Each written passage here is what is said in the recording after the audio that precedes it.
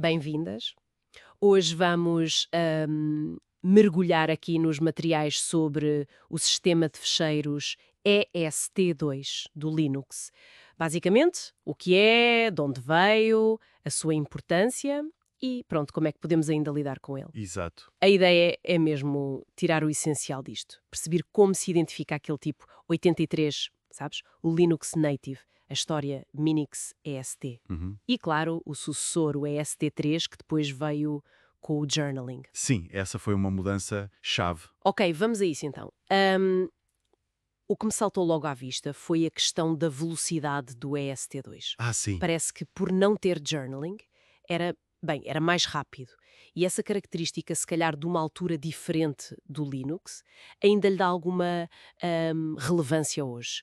Talvez para pens USB, coisas assim. Precisamente. O EXT2, o Second Extended File System, foi, olha, durante bastante tempo mesmo o sistema de fecheiros padrão do Linux. Identificado com o código 83 na tabela de partições, como disseste, e sim, veio do Minix e do EXT original. A diferença assim crucial para o EXT3, que é o mais conhecido a seguir, é mesmo não ter journaling. E o journaling é o quê, exatamente? Uma espécie de registro. É isso. É, no fundo, um registro das operações que estão para acontecer. Isto aumenta a segurança se houver uma falha ou um corte de energia, por exemplo. Ajuda a não perder dados. Mas, claro, esse registro constante introduz alguma sobrecarga. Um bocadinho mais lento, vá? Ah, então é essa a chave. A falta de journaling dá-lhe velocidade, mas perde-se alguma segurança se algo correr mal. Exatamente. É um trade-off. Pois, mas hoje em dia, sem journaling, sou um bocado arriscado, não? Tirando esses nichos que falaste, tipo flash drives ou sistemas muito específicos, faz sentido para um utilizador normal.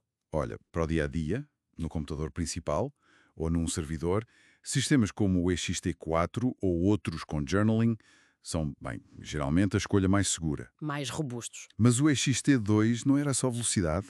As fontes também dizem que ele tentava eh, reduzir a fragmentação, alocava os ficheiros de forma mais otimizada no disco. Isso era útil em sistemas com muitos utilizadores.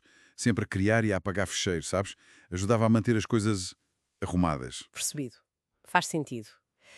E se alguém quisesse mesmo usar este XT2 hoje, por exemplo, numa pen que se usa para coisas rápidas onde o risco de falha é baixo, como é que se faz, na prática? Pronto, usa-se uma ferramenta chamada mkpfs.st2.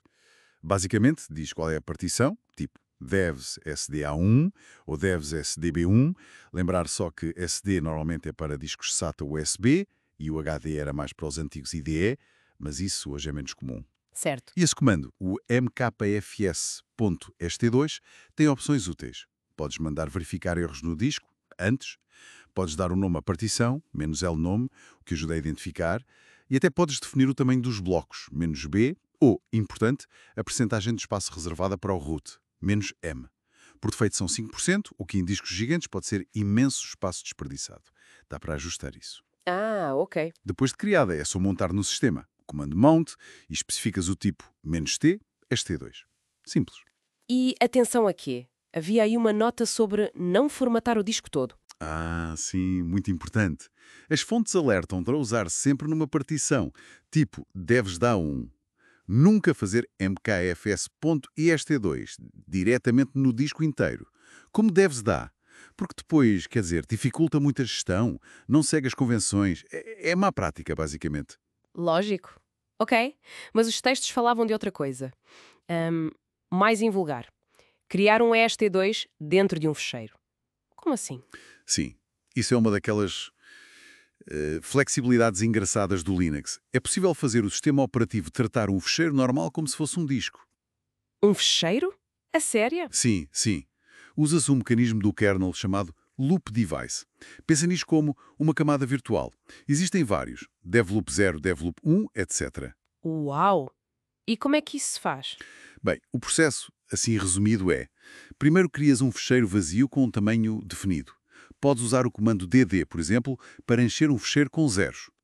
Ok. Segundo, usas o mkpfs.ext para formatar esse ficheiro, como se fosse uma partição. O comando até te pergunta: isto não é um dispositivo de bloco, tens a certeza, mas deixa-te continuar. Curioso. Terceiro, montas esse ficheiro num diretório qualquer, mas usas a opção "-o loop" no comando mount. E pronto, E funciona mesmo. Como tudo. funciona. E o fixe disto é que, depois de montado, aquele ficheiro comporta-se como um sistema de ficheiros ext2 a sério lá dentro. Tens permissões Unix, links simbólicos, diretórios, tudo encapsulado ali. É como ter uma drive virtual que, na verdade, é só um ficheiro no teu disco principal. Fantástico. Então, resumindo isto tudo, o EST2 é histórico no Linux. Rápido porque não tem journaling, mas, por isso mesmo, menos robusto que os sucessores. Ainda pode ter utilidade em nichos tipo flash drives. E o Linux, com a sua flexibilidade, permite criá-lo não só em partições, mas também, bem, dentro de ficheiros usando os tais loop devices. Exato. E o que é fascinante nisto é ver como uma tecnologia, mais antiga, como a EST2, ainda nos ensina sobre estes equilíbrios, velocidade versus segurança, e mostra a flexibilidade do kernel Linux. Conceitos como os loop devices são mesmo poderosos, permitem estas abstrações. Dá que pensar, não dá? Pois dá, fica talvez uma reflexão final. Se conseguimos encapsular um sistema de fecheiros inteiro num fecheiro normal e tratá-lo como real, que outras utilizações criativas, se calhar para isolar dados ou fazer backups diferentes, ou até criar ambientes de teste portáteis, poderíamos explorar com este mecanismo dos loop devices nos sistemas de hoje?